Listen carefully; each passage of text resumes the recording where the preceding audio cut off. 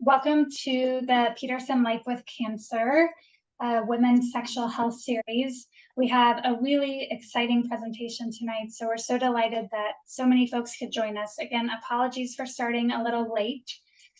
This presentation is brought to you in support from CACV, the Cancer Action Coalition of Virginia, and a grant from the CDC, Centers for Disease Control and Prevention. So we're really grateful for them for supporting this program. We started this series back in January, and it's going to go through May. So please check back and join us. It's actually going through June 3rd. So please check back and join us at our events moving forward. Just quickly, Life with Cancer, Inova Peterson Life with Cancer is part of Inova Shar Cancer, our cancer center located in Northern Virginia. Life with Cancer is the psychosocial educational support arm of the Cancer Center, and we provide psychosocial support, nutritional support, nurse navigation, and education to patients no matter where they're charged, no matter where they're seen, free of charge. And this program is part of that coordinated integrative care that we are so very grateful to be able to provide. Just to let folks know a little logistics, all the questions are going to be answered at the end of the presentation. Please use the Q&A feature to ask any questions you have for the presenter. That will help us keep track of them. And please feel free to enter your questions as we're going. I know a lot of times people wait until the end and then we wrap up and they don't get their question in. So feel free to enter them and we'll make sure we get to them. You can also use the chat feature to connect with one another or share your experiences. And then we just ask if you could please rename yourself to whoever is attending, including your first name and last initial. That helps us take attendance, which is helpful. So I'm now really delighted to introduce Teal. Teal Dye believes that the best learning often happens through real, honest conversations. She has a background from Widener University's Master of Education in Human Sexuality program. She's an educator, trainer, and passionate conversationalist. I love that. She's also the owner of Lotus Blooms, a sex-positive boutique. Teal loves teaching adults and witnessing those aha moments when someone gets excited about their sexuality after feeling stuck. She's on a mission to normalize conversations about intimacy, how bodies change, and empowering people to feel more confident in themselves and their relationships. When she's not leading workshops or chatting with customers, she's wrangling her 3 border collies. They're incredibly smart, a lot to handle, and she'll be the first to admit that 3 is probably too many. So Teal is a wealth of knowledge. We're so incredibly lucky to have her here with us tonight. And I am going to pass it off to her to share her screen and get us started. Hello. Let's see. How's the look? Perfect. Well, hi, everyone. Thank you for being here. I am so excited to jump back into teaching again and with a topic that is actually near and dear to my heart. As Jennifer mentioned, I did my Master's of Education of Human Sexuality Studies at Widener University. It's a really fancy way of saying I learned all about myself and how our brains work and how our bodies work through the lens of education, how to talk about really sensitive topics. And throughout that course, I was able to get in touch with a couple of the cancer organizations actually in the DC area. And I did several of my capstone projects on sexuality after cancer. And what I thought I was going to be doing with my life was working in the clinical counseling world, talking to people about their bodies and how their bodies change. And now I sell dildos. And I still talk about all of those things just in a very different context than I thought I was going to be. So I'm really excited to be here with you all today. Yes, my name is Teal Dye. My mom is an artist. I got stuck with an icebreaker. So let's jump into it, shall we? Maybe. Okay, so you've been warned. I am the sex toy lady. I will be saying things like pleasure, orgasm, vibrator, butt plug, and I will be showing some of those things on camera, and there will be pictures of them. So heads up if there are littles in the room or in earshot and you don't want them to hear those words at this time. I totally understand, no matter how sex positive we are, we don't always need to have those conversations before bedtime. So warning you now. I specifically I got the job at Lotus Blooms originally because I am a redhead who's very pale, and I am like very prone to turning bright red when I talk about things that kind of feel embarrassing. And so I was like, maybe if I just do it all the time, I won't turn bright red. I don't out of embarrassment anymore, but now I still turn bright red just because I'm like so excited about all of the things that we're talking about. So it kind of backfired, but I still say all of those things all of the time. So expect my face to be red. All right, so a couple of things that we're going to talk about today. The science and differences between desire, pleasure, and arousal. They're not all the same thing, although they are interconnected. And there's science that's really helpful for us to kind of find our baseline and understand our bodies as we try and navigate like this new frontier that all of us are on at any given time in our lives. We're going to talk about sex toys. I would not be doing my job correctly if we didn't talk about sex toys. I want to put a caveat in there that yes, I sell sex toys. Yes, I think they're really awesome tools to add to a sexual repertoire, and folks can experience a lot of pleasure from them. And I don't think that having hundreds of dollars worth of sex toys is the only answer for finding pleasure when we're having a hard time doing it. So I want to throw out there that sex toys are awesome. We're going to talk about all different kinds, and I have all sorts of them here on my desk. But that's not the only answer, and I'm not here to give you a sales pitch. So so keep that in mind. Adding something isn't always the answer, as we'll talk about. And lastly, I want to kind of touch on what it looks like to bring a partner into this conversation. One of the things that I heard over and over again when I was working with groups with like sexuality and pleasure post diagnosis is the impact that it had on the partners, and then ourselves as partners, sexual beings. What does it look like to navigate that conversation? Maybe you're super confident in where your body is right now, but having that conversation and resetting their boundary or their expectations that align with your new boundaries is just a tricky conversation sometimes. So that will be thrown into the mix as well. Some of the things that I would love for you to start thinking about and trying to believe. Obviously, it's not easy to just believe that we're normal when we've gone through so many changes. So maybe for some of us procedures, our bodies feel different. But getting our brain on board is a really important part of the process of feeling like ourselves as a sexual being again. So first you have to have a foundation of knowledge. In order to believe that you're normal, you have to understand what normal looks like.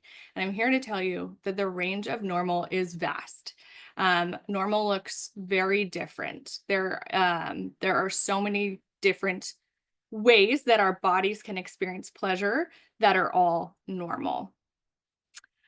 So you are normal. You might just need to expand what your current understanding of normal is and looks like. You have to believe that and accept it. And that's something that you're going to work on. We're all going to work on forever. It's not something that just because Teal, the sex toy lady, said it, that we're going to always believe. So the process of believing that this is normal and this is the frontier that we're navigating is a lifelong process. And once you can kind of tap into that and believe that and trust that, it's much easier to advocate for yourself. So if you have that knowledge, you start believing in it because you're like, look, the science told me, like the science and the sex toy lady told me, oh, this is something that I actually have experienced many different times throughout my life, not just in this moment in time. It's much easier to say, so this is what I need to reach pleasure. This is what I need from you, from our household, from our life to reach orgasm. It's really important. Change is normal. You're normal. Science says so. We've all experienced massive change, but everyone who's here on this webinar has experienced massive change due to a cancer diagnosis, and many people don't have to navigate that frontier in addition to navigating all of the other bodily changes that happen. And it's okay to take time to grieve that and give yourself space to maybe not be the most sexual being at any given time in that process.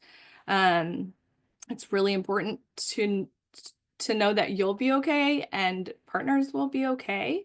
There are plenty of ways to bring fun, maintain intimacy, but it's okay to not always feel like a super sexual being. Sometimes we need to reprioritize at other times in our lives. You're also normal if your body image, shame, worry about taking too long to orgasm, all of these things impact both your ability to have sex and impact you wanting sex. It's really hard to relax when we're worried about all of those things, especially when our body is changing. I'm here to tell you that you can experience pleasure again. And you and your body are not broken. You're normal. I promise. I'm not a woo-woo kind of lady. I like science. I like facts. I need to see it often to believe it. But I promise once you start to understand how many different ways you can be normal and you can experience pleasure, you'll start to feel a little bit more normal again. And it'll at least take that one thing off your list to worry about. All right. I have a question for the group. What stops you from experiencing pleasure? If we can throw out some of any things that folks are willing and able to put into the chat, that would be awesome. I have a few examples up here. I never feel in the mood. I want sex again. I don't experience pleasure from sex and touch because there's a burning or a friction sensation. There's a piercing pain or a feeling of being jabbed. I'm grieving the sex life I used to have. What are some of the other things that come to mind when you think of what stops you from experiencing pleasure? Pain. Don't feel sexy after weight gain. Absolutely. Missing important parts of our body that we used to associate with being sexy, like breasts. The scripts that we have from past negative experiences, absolutely pain, needing more time to warm up, not feeling aroused, totally missing feeling. The sensation changes, our body changes constantly, absolutely. Thank you all. Okay. Yes. Having to kind of start over almost and discuss intimacy with partners after so many years of being intimate and just kind of knowing what works. Yeah, it can feel like, what do you mean I have to do this all? What do you mean we have to start from zero? Okay. Those are really helpful to just kind of know. As I said before, there's science breaks down desire from pleasure, from arousal. So desire is that want. And there will be times in this this discussion that we're talking specifically about that wanting that feeling back, wanting to want sex again. When we're talking about pleasure, we're talking about your body's experience of liking a sensation. What does it feel like to just like to be gently tickled on your arm or on your back or something. Liking that sensation, that is the experience of pleasure. And then arousal. Arousal has to do with activating the things that turn you on.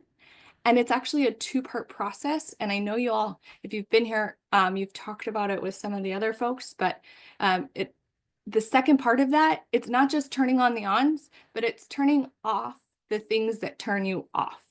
And so if we can kind of break these into 3 groups and talk about them separately, it's going to be really helpful to for everyone to be able to identify like the parts that they're becoming a little bit more of a mountain for you individually to climb. Okay, so some of these kind of conversations that we're about to be having won't necessarily resonate with everyone at every stage or with everything that you're experiencing. Maybe some of you aren't having struggles with sensation, but you're like, I used to be a super sexual being. I could get turned on at the drop of a hat, and now I just don't care anymore.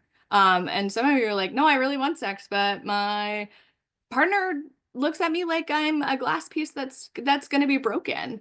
And so there's going to be different parts that we're going to address. They're all connected. They all impact each other. They definitely all overlap, but they are separate things. So first, we're going to dive into pleasure. Again, pleasure is our brain's interpretation of a sensation as positive. I think it's a really helpful analogy that Emily Nagoski, who I am obsessed with, I will talk about constantly. You don't even need to write her name down because there will be so many slides that reference her. So you will know her name by the end of this discussion.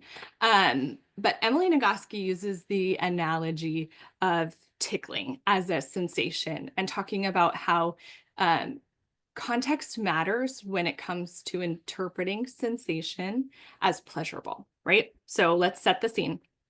You're in a new relationship and you're excited to cook for your new partner. You are swaying back and forth over the stove, singing away, drinking a glass of wine, excited for them to come home from work and for you to show off your favorite dish that you made. They come up behind you, they wrap their arms around your waist, and they tickle your sides. What do? You swoon, you giggle, you say, oh, stop. But it feels good, and maybe there's like a rush of goosebumps that goes up your spine. Okay, new scene. 7 years later, you're cooking dinner, you're in the zone, you're thinking about the 1 million things that you have to do. They're late from work. The kids have been monsters, and they get home and they come up behind you, they wrap their arms around your waist, and they start like tickling you while you're over the hot stove. What is your response? Get the F away from me. Do not touch me. I have stuff to do. Are you kidding me? You're like the little panda in the corner, mad. Same touch, different context. So we have to set up the context in order for stimulation to feel pleasurable. It doesn't matter how many vibrators I talk to you about.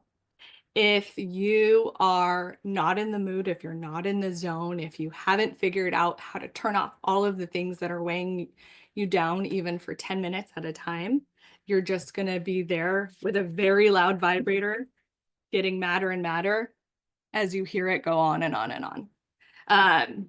You're going to be like the little panda in the corner, and nobody wants that. So pleasure is really important for sexuality and peak pleasure, which oftentimes we refer to as orgasm, but it has to be done in the right context. Okay, keep that in mind. One of the ways that we can experience pleasure is sex toys. I am a little bit pretentious when it comes to my sex toys. Not all sex toys are created equal. I don't care where you buy them from. But I would love to suggest that maybe don't buy sex toys from places who take returns. What do you think they do with the returns? I'll just let you marinate on that for a few minutes. But so not all sex toys are created equal. When you're looking for a sex toy to create that stimulation, which is that physical sensation of pleasure, you're going to want to test out different motors. You can test them on your hands. You can test them on your nose, which is very sensitive. You can test them right here if you get to go into a store. Different motors are going to have different qualities. Some are really low and rumbly, and it might not feel quite as intense the minute you turn it on, but that low rumbly sensation tends to stimulate deeper into the tissues and um, just kind of be less jarring right up front. And then there's a buzzy type of sensation. It's a little bit more high pitched. You can kind of hear it. You know the difference between like feeling a bass and hearing a soprano? Both very intense, just like different ways. And some are jarring, and sometimes you're like, oh my gosh, that girl can hit that note. That's amazing. That can be the experience of putting a buzzy vibrator on your body. And it can also be like, holy cow, that's so much, take it away. So different motors have different qualities and different power levels. With sex toys, you also want to know the battery life, right? Most of us don't have 4 hours, so it doesn't really matter if our vibrator can last for 4 hours on one charge, but it's really nice to know if this battery is only 30 minutes. And sometimes as our bodies change, our hormones change, maybe our experience of sensation is different. We're going to need a little bit more time to warm up, and we really, really, really don't want that vibrator to die 2 minutes before we're getting to a point that feels really good. Other things to look at when you're buying toys, rechargeable, or are you going to have to replace them with batteries? Most of the time, rechargeable ones are going to be more powerful. Are they waterproof? Maybe the only time you have alone time to give yourself a break is in the shower. It's really nice to be able to not worry about getting electrocuted by your toy. Do they have a warranty? If I'm going to spend all this money on it, is it guaranteed? Not necessarily guaranteed for orgasm, but guaranteed to at least last enough time to try out a couple of different ways to experience that orgasmic pleasure. Are they easy to hold? Some toys are like this. They have a nice little waist to hold on to, just easier for maybe a larger hand or a hand that can't grip quite as tight. Some toys are much smaller, like this one in the corner, and you're going to have to hold on to it a little bit tighter. Maybe if your body experiences arthritis or fatigue, the smaller toys aren't going to be a great option. Is it flexible? Is it firm? Is it girthy? Is it slim? Is it squishy or not? All of those things we'll talk about, like why you might want those. And then materials. Like I said, I'm a little bit pretentious about the materials. Sex toy materials are definitely not all created equal. When you're looking at investing in a toy, looking for silicone toys, something that's ABS plastic, which is just a harder plastic, steel or glass are the 4 toy materials that I would recommend looking for. Those are going to be easy to clean. They're not going to trap bacteria in the pores. So many of you have seen a magic wand in books or movies or in Sex and the City. The iconic magic wand, the original head, it has like a textured material, and it's made out of rubber, not silicone rubber, just rubber. Rubber is porous and over time can trap bacteria in those pores. You cannot sanitize things like rubber, jelly rubber, PVC, elastomer. They tend to be less expensive, not the magic wands, but non-silicone toys. But if your body is really sensitive and you are, say, using an insertable toy into your vaginal canal, you don't want the growth of bacteria to be reinserted into your body over and over again. So, and again, it's not something you can just clean off the surface if the bacteria gets into the pores of the toy. So if you can smell your toy, they're washed, I promise. But if you smell your toy and it maybe smells like mold or something, it's time to invest in a new one. Another thing, if you've ever been told that like sex toys should not be put in the same drawer together because they will disintegrate each other, that is not true of toys that are made out of stable materials. So toys that are made out of silicone, for example, should not melt each other. When toys are melting, they are off-gassing and the material is breaking down. Know when it does that the fastest? In a warm environment. You know, it's a warm environment. Vaginal canal.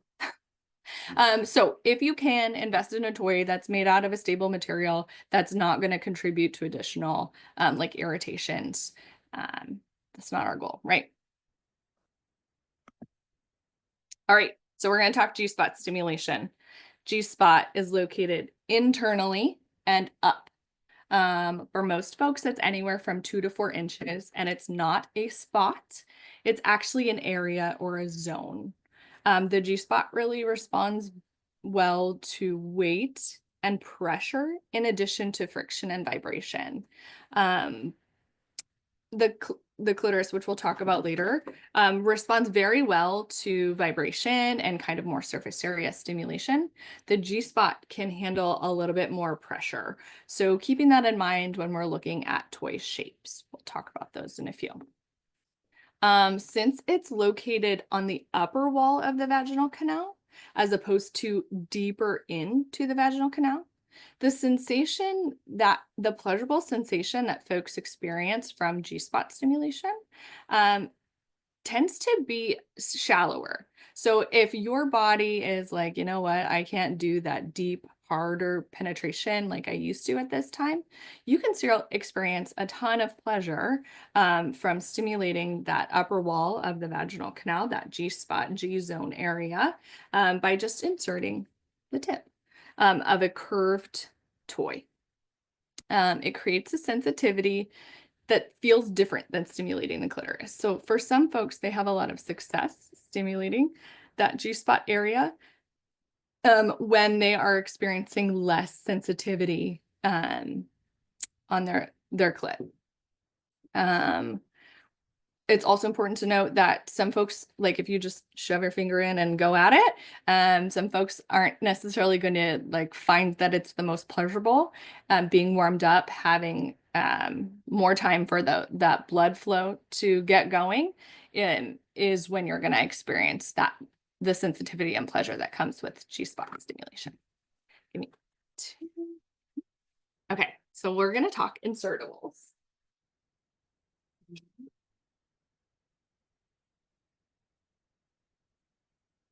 I'm going to grab my notes because I want to make sure that I don't miss any of the fun things that I can be telling you. So for insertables, there's 2 different kinds. There's rabbit vibes, which are not the age-old smells like shower curtain or Jelly's toys, plastic ones with the balls, although you can find those still. But essentially, rabbit toys are designed to stimulate internally and externally simultaneously. So you get a rocking motion to stimulate that G-spot, and then you get vibration externally on the clitoris. 75% of women require clitoral stimulation to reach peak pleasure and orgasm. So rabbits can be a great way to stimulate 2 parts of your body, more nerve endings at one time. You're going to want to look for something, when you're looking for an internal toy, you're going to want to make sure that the internal shaft isn't too girthy for your body. Sometimes if we haven't had sex for a long time, if we haven't inserted anything, it is harder to insert. There's reasons that dilators are prescribed by a lot of pelvic floor therapists, right? So making sure that when we look at the toy, our body doesn't go, oh, wow, that looks large, or oh, wow, I think that's going to hurt. If so, move on down to something that's a little bit smaller, like the purple one on the screen there. Let's see. The other one that I just wanted to note, so a lot of times when we think of penetrative play, we think of this thrusting motion and we think of friction. Oftentimes that can feel painful or like a burning sensation. So that G-spot stimulation that we were talking about is really shallow and just this rocking motion.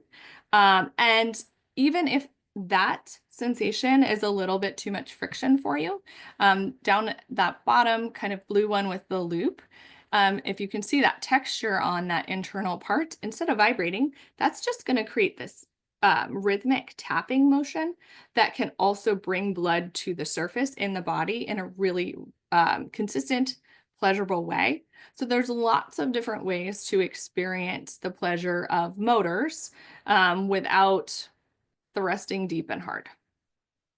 So those are rabbit vibes, which is just dual stimulation. Again, most folks require internal and external stimulation to reach peak pleasure.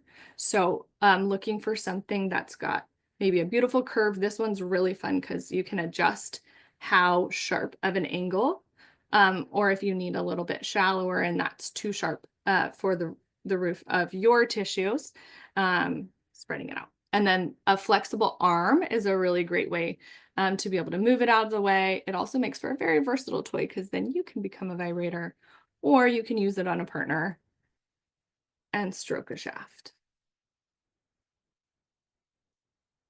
G-spot vibes. These types of toys tend to have a curve to them so that it can be inserted in a shallow way. Oops, sorry about that. There we go. This is one of the ones I love to recommend to folks who have experienced penetrative like pain. It's a really thin, honestly, slimmer than a lot of tampons. And this is a really nice way to, maybe your doctor has recommended that you explore dilators, but dilators feel like a medical chore for you. Using something that vibrates or that doesn't look like a dilator but still has the same size gives you a little bit of permission to say, no, this is for me for pleasure, as opposed to this is another thing that I have to do for my treatment plan. And then obviously you can turn it around, use it externally, build those really cool sensations externally. Another kind of step up is going to be something that's tapered, like this purple one here, got a flat surface, so it's not going to be sharp. Maybe if your internal tissues are a little bit thinner than they used to be and you find yourself reaching for more and more and thicker lubes, which are awesome things to do. Having something that's not textured is just going to add to the slickness of a movement in your body. So you've got really thin ones, you've got some middle ground ones. And then if you're like, look, I got a lot of problems, I have a lot of obstacles, but girth isn't one. Something like this We Vibe Rave is a really beautiful toy. You've got a little bit more girth to it. You can see on that blue picture on the screen that it's got a really cool kind of textured line to it. Essentially what it does is it's used to be inserted vaginally, and you can kind of rotate it until it hooks in to your body, because all bodies internally and externally are different. And then you can use that rocking motion. It also has a really rumbly vibration to just add stimulation in addition to that pressure and rocking motion. So something that's a little bit girthier, but still slick and not super textured. It's also, you'll notice it has a joint to it, so you can adjust the angle, but it's pretty rigid. So again, a lot of times we think of this thrusting motion for stimulating our bodies internally, but this rocking motion with our wrist moving downward, moving the toy upward, is actually easier for folks who, again, are experiencing pain with friction.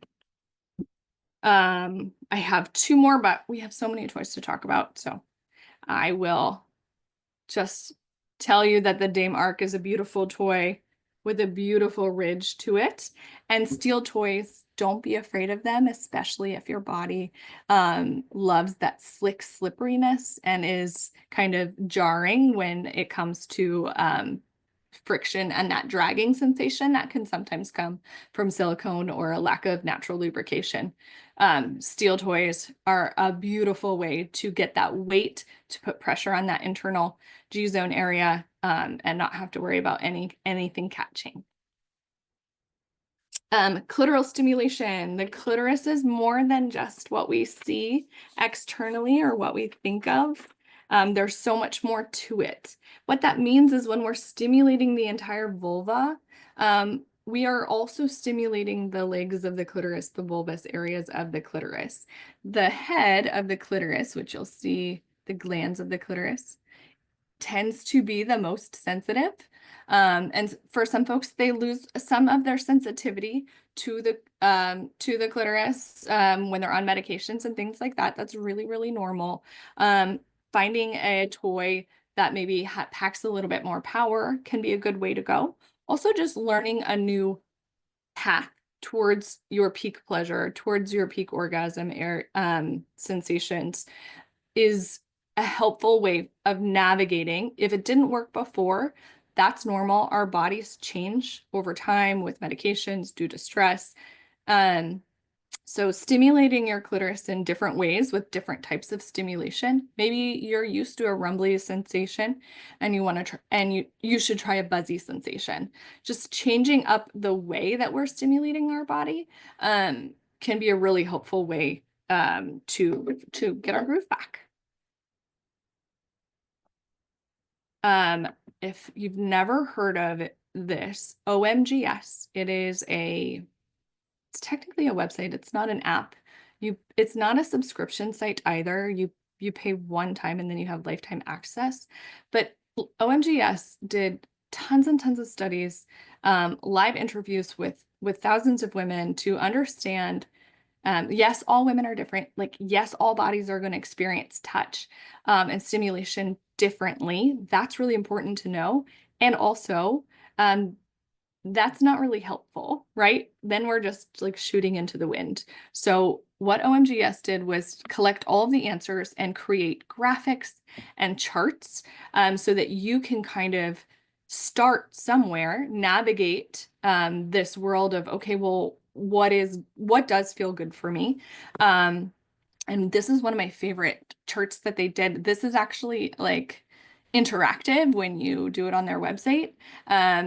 You can touch the whole vulva and the labia will move. And depending on the setting that it's on, the voice will say, oh, that's too hard. Please slow down. Or, oh, please stimulate closer to my clitoris.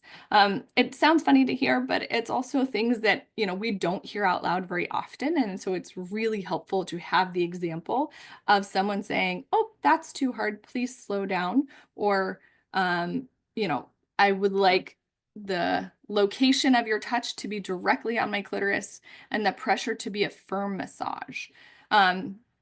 Really fun tool for finding language to understand your body and also maybe to talk to a partner about your body.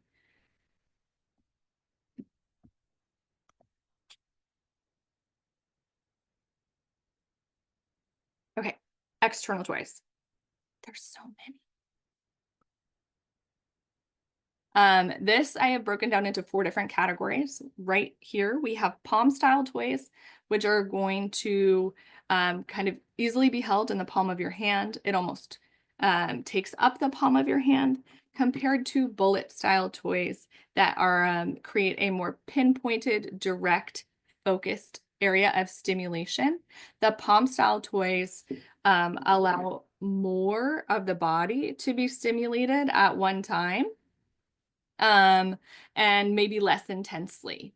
So a palm style toy can be really squishy. It can be easier to hold. Sometimes they have bigger motors.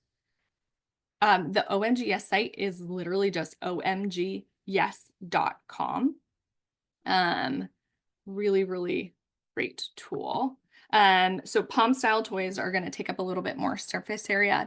They also tend to be relatively slim in terms of their side profile. So if you decided that you wanted to use a toy during sex play with a partner, a palm style toy is really great maybe for hugging that clitoris area, holding it over the mons pubis, and then still having space for penetrative play. If you find that your body needs more stimulation than you're getting from penetration alone, wow, welcome to the club. You're super duper normal.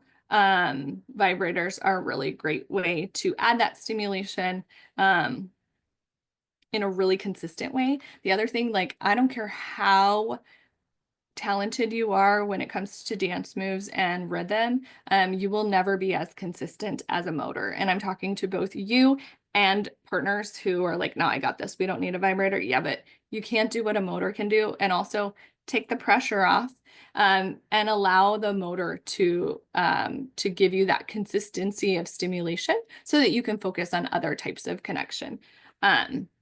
This one, it looks like a sea creature. This is a really, really powerful external toy. It's comparable to the power of a wand without the bulk. So you're never going to get quite as much power, but if your body's like, look, I need that low rumbly and I need that heavy hitting power, my body doesn't respond to stimulation like it used to. It's been through a lot and it needs more. It deserves more. Reframe it like that. Your body deserves more power. You've been through a ton. The Mimic is a really great option. Bullet style toys, classic, easy. This one is a really great option. It's got a super squishy tip. So if you're really nervous about inserting anything vaginally, and you're mostly going to use your toy externally, but maybe you just wanted the option of just inserting a tip. The G-spot bullet is a really great toy to just explore, and maybe test that comfort zone a little bit. Jeju also has really beautiful rumbly motors, and it has a really wide range of motor power. So it starts really, really low, like barely there, which is great for folks who are in pelvic floor therapy and just kind of moving through different stages of getting used to more stimulation in that part of your body. The Jeju brand has a beautifully wide range of power. And then if your body's like, sign me up for that high-pitched, I don't know if you can hear it, high-pitched, wham bam, get it in there, get it done. Something like a buzzier Joey bullet, compact, easy, is a good way to go. Can't really go wrong. Things to think about when you're buying yourself toys. Does it matter? Do you want to be able to increase the intensity and then be like, whoa, that was too high, let me go back down? Do you want patterns, or do you just want a simple toy that has one button, has 5 powers, and then it turns off? There's different characteristics to think about. It's really helpful to think about it maybe before you go in, or to talk to someone if you have the opportunity to work with someone at a sex shop, to have these conversations and say, or hopefully they'll prompt you to say, do you care about patterns, or how much power do you need? Do you want to be able to go back down? Do you just want one button and not have to memorize where the buttons are? Sounds like silly things, but if you're unfamiliar with a toy, if you're already nervous about using a toy, getting something that feels more comfortable to you is going to be more likely that it's not going to be a waste of money and just sit in your drawer forever. Other external toys, wands. There are more than just this magic wand.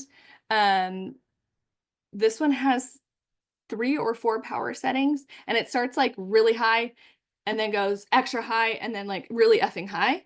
And there's nowhere in between.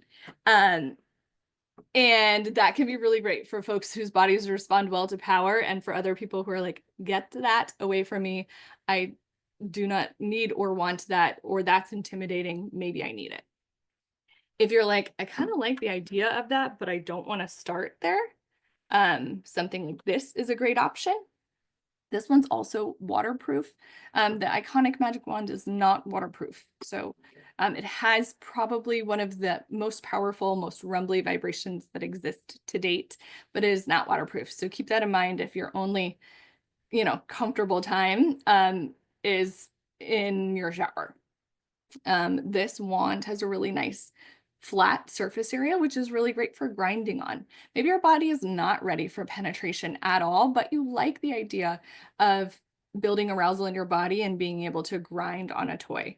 This and maybe having your partner hold it while you do that is a really great way to experience sexual stimulation, partnered stimulation, maybe, without actually going past your comfort zone and what your body is ready to do at any given time. If you're like, yeah, I kind of like the wands, but those are really heavy, which they are, mini wands exist and they come in really pretty feminine colors too. So not quite as much power, but a lot lighter, easier to hold for longer periods of time. Wands are great if you like power and surface area. If you're going to stimulate like more of the body, and if you want to have a long thing to hold on to. So maybe you have a larger belly or just don't want to reach down. Like it's not a super comfortable position, depending on how you're holding the toy against your body, to reach around front and hold it for a while. So having a handle like a wand offers you can be really nice to be able to prop up against a pillow or something. And lastly, for external toys, we have air pulsation and suction. Those are two different types of stimulation. If you've been on TikTok in the last several years, or heard anyone who has been, you will have heard of this rose. A lot of time it's called a sucking rose. Really what it is air pulsation, and it pushes air and then it stops, and then it pushes air and then it stops. These types of toys don't really vibrate. The motors inside of some of them will make it feel like it's vibrating a little bit, but the primary sensation is a push of air and a stop, a push of air and a stop. And it's really pretty. I will say the rose is, because it's intricate and has beautiful petals, it's harder to clean. So if you're lazy, like some of us, maybe another type of air pulsation toy like the Womanizer Next, which is next to it, also has a little bit longer of a handle. These are designed to create a kind of suckling sensation over the glands of the clitoris. I actually have this, so that's perfect. So you don't, you know how vibrators, you can often like move them around and you'll feel the vibration in multiple parts of your like clit area, your vulva area. The air pulsation toys, you're going to want to create more of a seal, and you're going to feel that concentrated, localized stimulation in that one spot that the toy is against. And for most folks, that's going to be nipples, or glands of the clitoris area. So if your body, again, is looking for something that's more powerful, maybe you're not experiencing as much sensation as you used to, suction toys could be a great option for you. If you just like power, I'm warning you, suction toys are very intense. If your body requires another level of power, suction toys are an awesome option. I think sometimes if the first or only toy we've ever bought was like, I don't know, at a Spencer's, and we aren't used to what the capacity of like good quality vibrator motors work, we're like, I just need power. That didn't do it for me. But if you come into a sex shop where all they have, tooting our horns a little bit, all they have are like good quality motors, the most powerful is going to be significantly more powerful than what you're used to. So giving folks like the salespeople an opportunity to kind of gauge what you're used to in terms of power, is a helpful way to not go home with a toy that's going to literally suck in the best of ways, but the most intensive ways. So this toy creates a seal over like the clitoral area, and it also has a kind of flicking sensation for a tongue. So it can be really great for intense stimulation. And you can do the suction, the vibration, or the tongue thing. Suction toys are very cool because they bring a lot of blood to the area of the body. That is the physiological process of arousal. But it also creates really heightened sensitivity. Sometimes folks will use the air pulsation toys as a like foreplay to build arousal in their body, and then say, you know what, I don't want the toy in between me and my partner, or it's just too much to keep track of during, you know, the next phase of sex play. So using something to build arousal, to bring blood flow, whether it's a vibrator, an air pulsation toy, what have you, to your genitals, to the nipples, and then setting it aside is a great way to incorporate toys if using toys between two bodies is not quite within your comfort zone. The air pulsation toys are often, or suction toys are often compared to the oral sex sensation, kind of like a tugging, suckling sensation. They are the most comparable that toys can create, but they are also still not bodies and tongues. So just keep that in mind to set realistic expectations, I think. Okay, we talked toys. I want to really quickly note, and there's plenty more that we can talk about, but you'll also have access to these slides, and you also have access to many of the panelists who have been speaking on this series, who are an incredible resource. You also have access to my team at the store if you ever wanted to shoot us an email or send us a text, or just come in. If that's not within your comfort zone, that's fine. But there are plenty of folks that you can help navigate these conversations with. I wanted to just make sure that as I was talking about toys, I also noted that the process of arousal, and then in a minute, desire, those are really important components of feeling like a sexual being again. So a vibrator might be the solution to the mountain that you're climbing at the moment, and it also might not.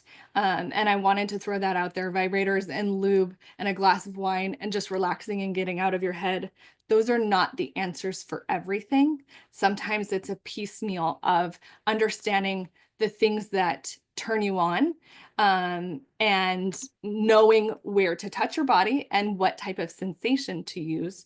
But it's several different components that make up a sexual being. You are not just your clit, right? So if your clit has lost sensitivity, or your vaginal canal has become too sensitive for penetration at this time, good news is that you are more than just your genitals, and your sexuality and sexual experience and pleasure is not just tied to those things.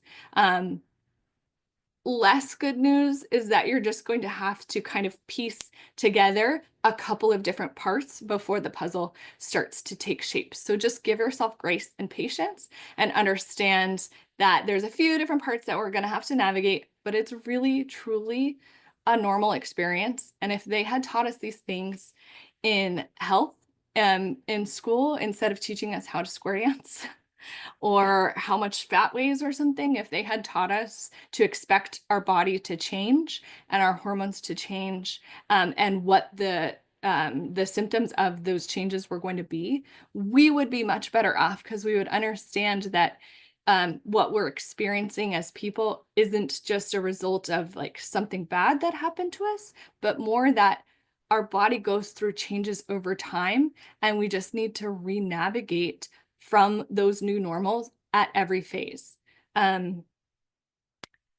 Most sex advice is going to tell you like, add fuzzy handcuffs, add a blindfold, add a vibrator, add lube. And lots of times those are really good advice. But the other part to arousal is actually understanding what turns you off, and making sure you get rid of those things as well. We don't have time to go into the whole science of the dual control model of sexual response, but essentially your body, in order to build arousal, has two parts. Your brain has two parts. Your brain controls this. That is our biggest sex organ.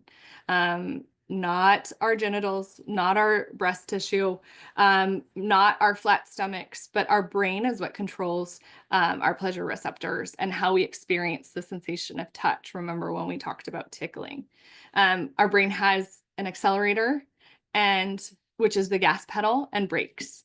Emily Nagoski talks about this in a really easy to understand way, but if you're in a car and you put the handcuffs on, right, you touch the gas, and you add a vibrator and you touch the gas, or press down harder on the gas, and then you add lube and you press down harder on the gas, you're not going anywhere unless you also take your foot off of the brakes, right? So you're just wasting a whole lot of energy and getting more and more stressed, putting your foot harder on the gas pedal and being like, why am I so broken that it's not working? You also have to understand what those things are that's putting the pressure on the brakes, and work to eliminate those.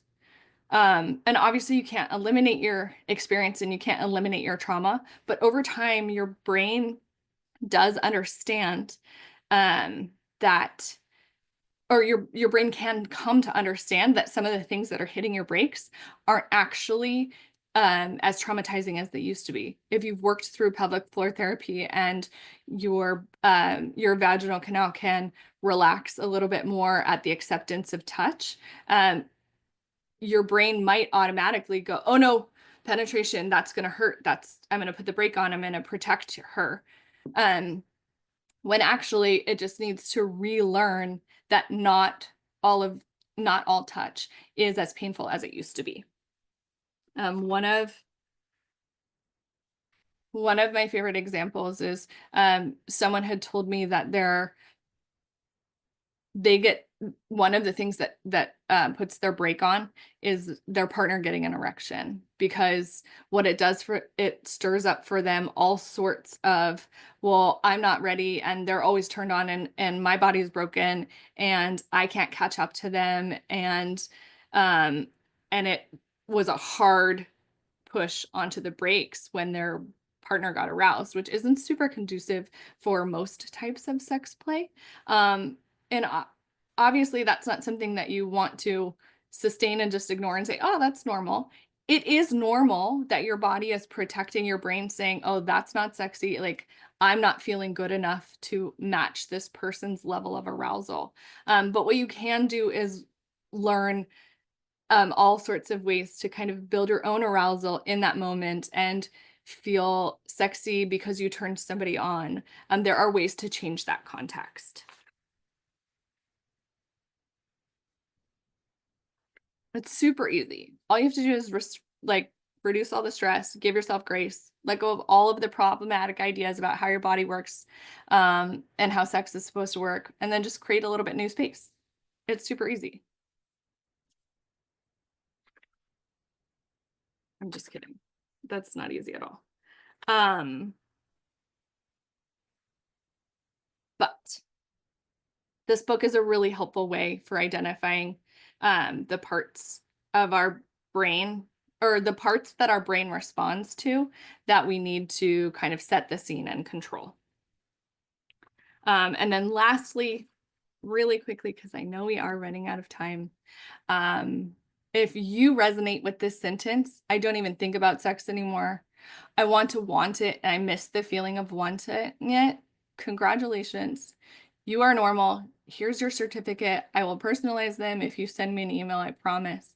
But I think it's really important for us to understand that if you want sex, you're good. You just have to find the right path.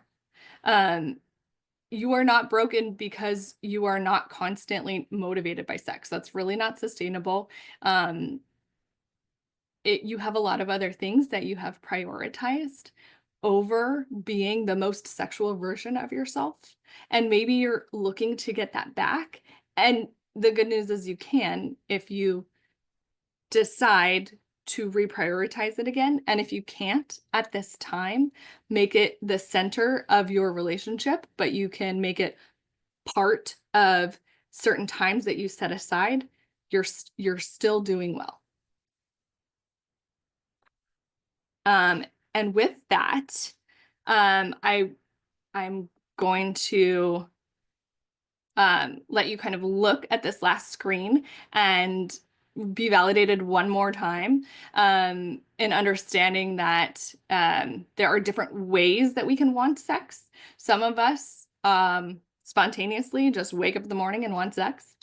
Can we guess what 50% ish percent 50-ish% of the population tends to be more prone to spontaneous desire? Starts with M and rhymes with N. Yes, men are more prone to spontaneous desire. And that spontaneous desire comes out in anticipation of sex. You think about it, you're like, oh my gosh, I want sex. And therefore you want sex. Sex is exciting. It's a slightly easier process, honestly. But there's a huge percentage, more percent of folks experience responsive desire, which is wanting sex in response to something that's pleasurable. And so knowing that you're not abnormal and you're not broken because you don't want sex all the time. In fact, you crave sex when things feel good, when you're in a setting, in a context, that you can relax and lean into the pleasure. That is called responsive desire. It's a super normal thing. And there's ways to cultivate that, so that you can, feel that want again, even if it's only in certain contexts.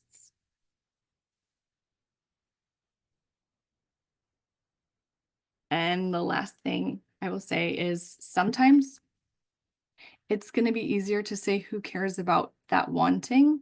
Don't wait for that desire. Like if you're like, okay, what do? I have responsive desire, but that means that I'm never going to want sex, or want stimulation, want solo touch. I say sex, but what I mean is solo sex, partnered sex. It can be any type of sexual stimulation, stuff that feels good.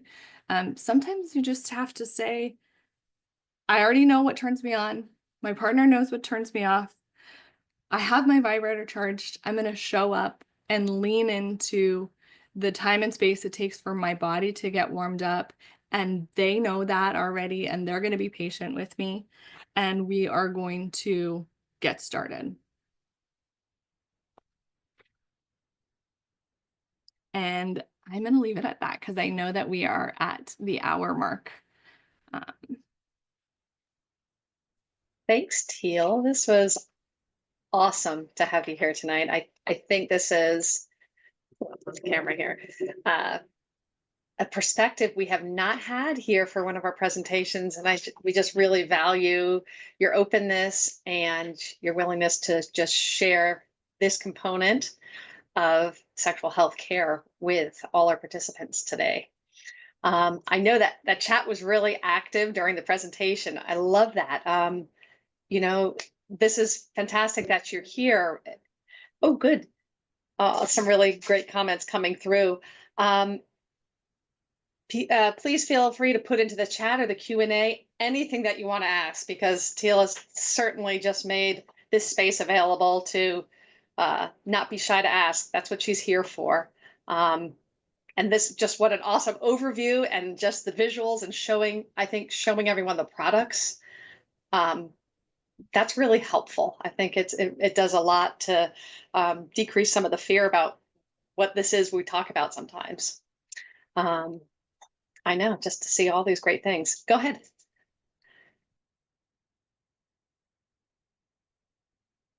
Oh yeah.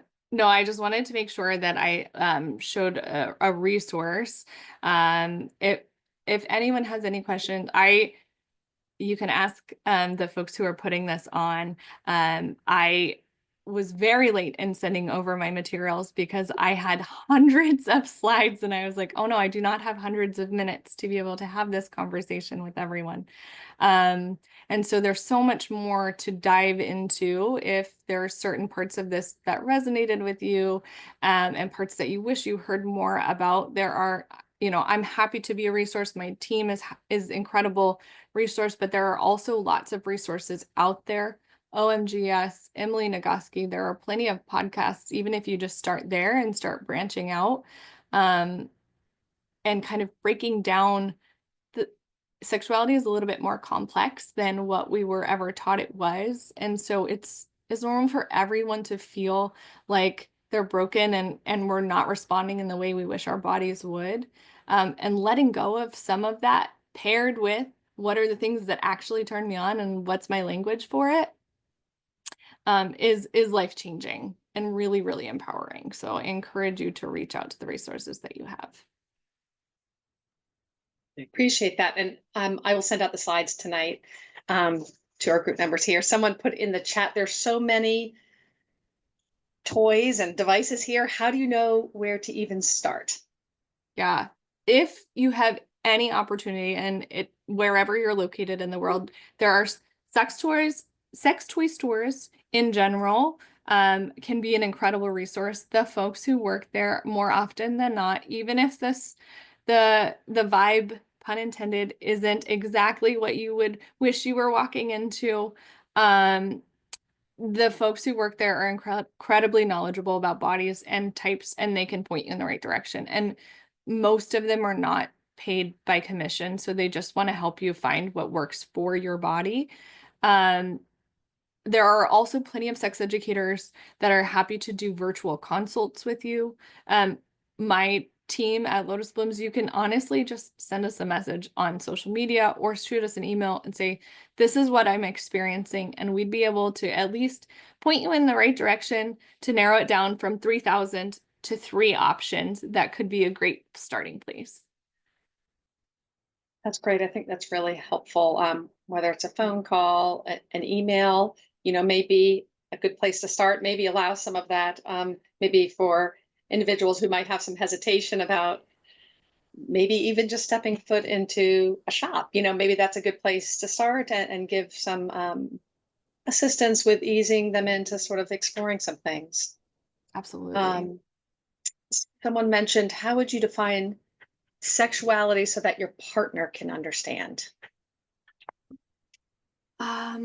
I would love to know what else, what else is underlying that question. To me, what that sounds like is my partner doesn't understand how my body maybe experiences arousal, the time it takes for my body to experience arousal, the change from Monday to Sunday of how my body needs different types of touch. Sometimes I want playful, sometimes I just want slower and more sensual. And sometimes it's just about saying, that's just what I need. Please learn how to deal with it. We'll learn how to collaborate and deal with it together, but that's what I need. Don't actually, I can unpack that later, but that's what I need right now. Can you give that to me? Are you willing to give that to me? And having the confidence to be like, that's what I need. Please listen to me. Yeah, I like that. Just what you need right now. This is what I need right now. And I know that's hard. That's not always an easy conversation or statement, but sometimes it's practice with that. Sometimes it's having the support even with one of our therapists here into building up, whether it's confidence in having that conversation or tools or working with your partner to be able to explore that and share that. I know that's important. Some others mentioned, really appreciate the info on an often taboo topic, and also echoing, as an adult, one of adult children would agree with you and completely about the health discussion relating to hormones, our bodies changing over time as well. There's a lot to this, and this is, just having you here today is just another component to giving everyone here in the audience tonight another tool, whether it's as patients and as survivors, whether it's other professionals, just knowing that there's other tools and other things to explore. Hope you just showed us tonight. You showed me things I'd never seen even yet. So there are so many options, and we just love being able to have your expertise to bring that here tonight. So appreciate this, and this is just really fantastic that we have you here tonight, offering such expertise on this subject.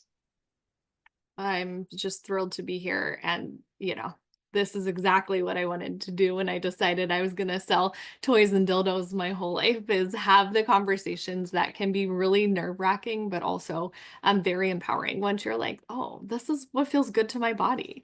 That's what I want to do. And I want to like feel okay asking about it. And that's all a process. And we're going to have to relearn that, you know, when we hit puberty, our bodies change. When we, after, you know, if you experience pregnancy, after surgical treatments, after medication, there's, you know, as our body ages, that changes our hormones. There's so many times in our lives that we're going to have to relearn what works for us. And it's okay to want that. And it doesn't mean you're broken because it doesn't work like what happened last week. Thank you so much, Teal. And I think just seeing your face and having you here and seeing your info up there, I just saw someone mentioned, yes, stepping into a shop. You know, I feel like your door is wide open and that communication is wide open. So if anyone maybe out there tonight has just a little hesitation, I just know you've made this more comfortable. I hope they pick up the phone, they send an email, and not be shy, because I think you have a lot to offer. And I love that you were here. I put I'll send it out by email too, but I put an evaluation in the chat. Certainly appreciate that feedback to continue programs like this going on. I know May 6th is our next presentation. We have Dr. Rachel Rubin coming, which is, I mean, incredible that we have her here treating sexual health concerns during and after cancer treatment. So, I mean, she's a nationally known physician and expert in sexual health. So that's one not to miss as well. Oh, she's amazing. If you like don't miss that, she's amazing. I definitely fangirl over just how brilliant she is. Rachel Rubin and Emily Nagoski are mine too. So I will absolutely be there, and I will see you all on the chat. Thank you so much, Teal, and thank you everyone for coming tonight and through our technical difficulties. We're working on this. I promise next time it will be in better shape. But I appreciate all of you coming tonight, and have a beautiful night. Thank you.